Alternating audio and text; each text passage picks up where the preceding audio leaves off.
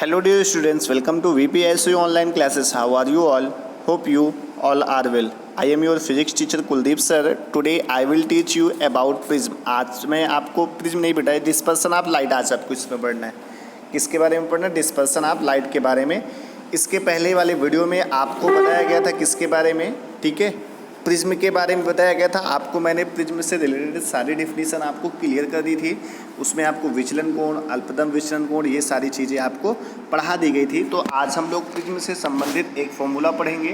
Prism का अपवर्तनांक कैसे निकालते हैं, किसी भी प्रिज्म का अपवर्तनांक कैसे निकालते हैं, आज हम लोग इस वीडियो में वो सीखेंगे, ठीक है। जैसे यदि किसी प्रिज्म का प्रिज्म कोण कैपिटल ए तथा किसी रंग के प्रकाश की किरण के लिए अल्पतम विचलन कोण डेल्टा एम हो, तो इस कंडीशन में जो अपवर्तनांक होता है वो होता है A N is equal to sine A plus delta M by two upon sine A by two. ये आपका प्रिज्म के अपवर्तनांक निकालने का फॉर्मूला होता है। तो आप सॉल्व कर सकते हैं। एन इज इक्वल टू होता है sine A plus delta M by two, sine A plus delta M by two, ठीक है, upon sine A by to.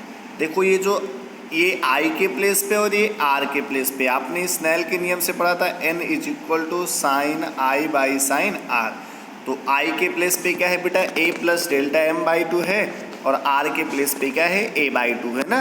यानी आपतन कोण जो दिया गया है वो A plus delta M by two दिया गया है, और जो अपवर्तन कोण है वो ए बाई टू दिया गया है। इसके बाद क्या करते हैं, किसी, ये तो मान लो एक प्रिज्म के लिए था, अगर किसी पतले प्रिज्म की बात किया जाए तो पतले प्रिज्म से उत्पन्न विचलन कोण, यदि किसी प्रिज्म का अपवर्तक कोण ए बहुत छोटा है तो ऐसे प्रिज्म को पतला प्रिज्म कहते हैं। यानी अपवर्तक कोण, जैसे मान लो एक अपवर्तक कोण ये दिया गया है, अगर इसी को और थोड़ा छोटा कर दिया है, मान लो ये ऐसे बना दिया है, तो ये आपका क्या कहलाएगा बेटा, पतला प्रिज्म कहलाएगा ना। अगर पतला प्रिज्म है तो उस कंडीशन में कोण भी आपका क्या होगा, छोटा होगा। जैसे हम लोग लिखते हैं साइन आई, अगर छोटा है तो अप्रॉक्स में इसको हम लोग क्या लिखेंगे, आई के इक्वल लिखेंगे। तो यहाँ पे देखो साइन है, sine A plus delta M by two है, तो इसके प्लेस पे हम लोग केवल आई लिखेंगे, यानी केवल आई की वैल्यू कितनी हो जाएगी, A plus delta M by two, ठीक है। और साइन ए बाई टू के प्लेस पे ए बाई टू रखना है। अगर ये सारी चीज़ें हो गई, आप इसको जैसे यहाँ से आपने इसको ये कंसीडर कर लिया, इसको ये कंसीडर कर लिया, अब आप उसी फॉर्मूले में रखेंगे sine A plus delta M by two upon sine A by two. तो sine A plus delta M by two के प्लेस पे केवल हमको एंगल रखना है, साइन ए बाई टू के प्लेस पे भी केवल एंगल रखना है। उसके बाद इसको आपको सॉल्व करना है। यहाँ से 2 से 2 क्या हो जाएगा बेटा, कैंसिल हो जाएगा, तो बचेगा ए प्लस डेल्टा एम बाई ए। अब इसको आप अलग अलग करेंगे तो ए से ए कैंसिल हो जाएगा और बचेगा delta M by A. Delta M by A, ये 1 इधर प्लस का है, उस साइड में जाएगा तो माइनस का हो जाएगा, तो जाएगा n minus 1 is equal to delta M by A. n minus 1 is equal to delta M by A हो जाएगा।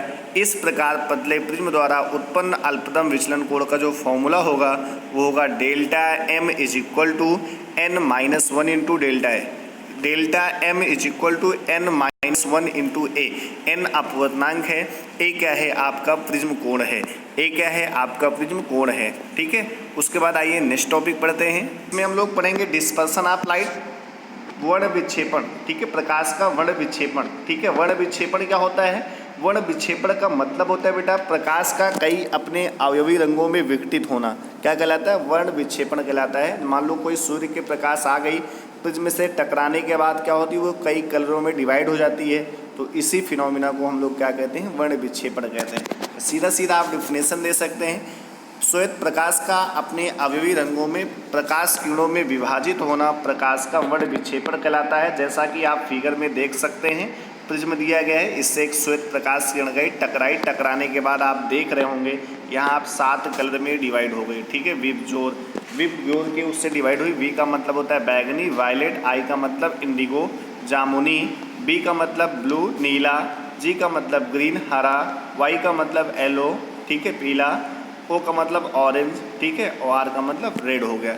तो ये 7 रंगों में डिवाइड हो जाता है, ठीक है। यानी जब सूर्य की श्वेत प्रकाश किरण किसी प्रिज्म में से गुजरती है तो वह अपने मार्ग से क्या होती है, विचलित होकर प्रिज्म के आधार की ओर झुककर अपने घटक रंगों की किरणों में विभाजित हो जाती है।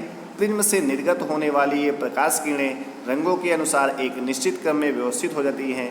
इस प्रकाश से उत्पन्न विभिन्न रंगों के समूह को वर्णक्रम अथवा स्पेक्ट्रम कहते हैं। ठीक है, ये कणों का जो समूह होगा ये आपका क्या कहलाएगा, स्पेक्ट्रम कहलाएगा। तो वर्ण विक्षेपण क्या होता है समझ में आया होगा। श्वेत प्रकाश का अपने अवयव रंगों की प्रकाश किरणों में विभाजित होना प्रकाश का वर्ण विक्षेपण कहलाता है।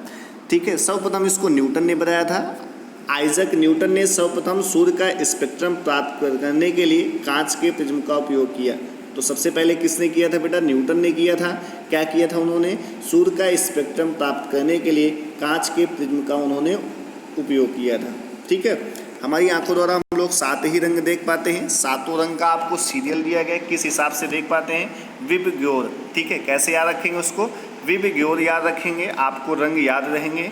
ठीक है, विबग्योर। ठीक है, इसमें जो होता है रेड कलर का जो तरंगदैर्घ्य होता है सबसे ज़्यादा होता है।